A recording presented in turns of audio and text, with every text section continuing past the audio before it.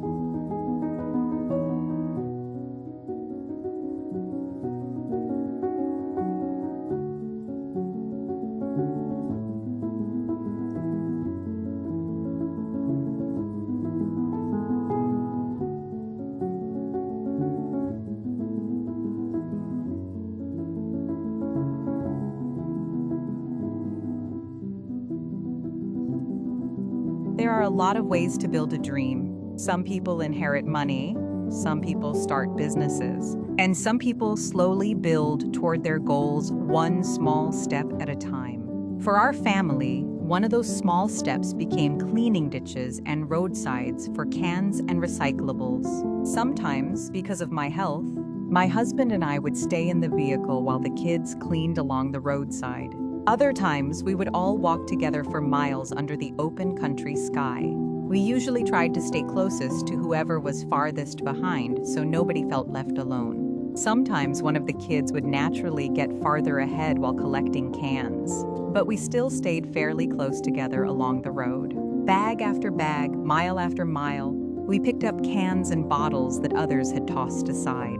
What may have looked insignificant to passing vehicles became something meaningful to us. Those long country roads became a place for conversations, for dreaming, for planning. As we walked, we often talked about our hope of one day owning a hobby farm, a quiet place in the country with chickens scratching in the yard, maybe a few pigs, a large garden, and enough land to breathe and build something peaceful together.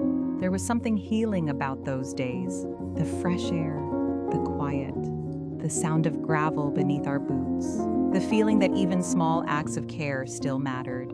Sometimes we walked a couple miles at a time without even realizing how far we had gone because the conversations carried us along. One day, while we were cleaning up in the town of Strathmore, a gentleman noticed what we were doing. He stopped to talk with us and kindly invited us over afterward to collect some cans he had saved up. To our surprise, he ended up giving us around 20 large garbage bags full of cans.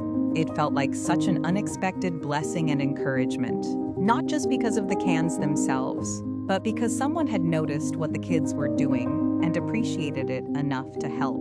Moments like that reminded us that kindness still exists in this world, and that even simple things can inspire others more than we realize. And honestly, we're always grateful when people think of us if they happen to have cans set aside. Every little bit helps move the dream of that future hobby farm one step closer.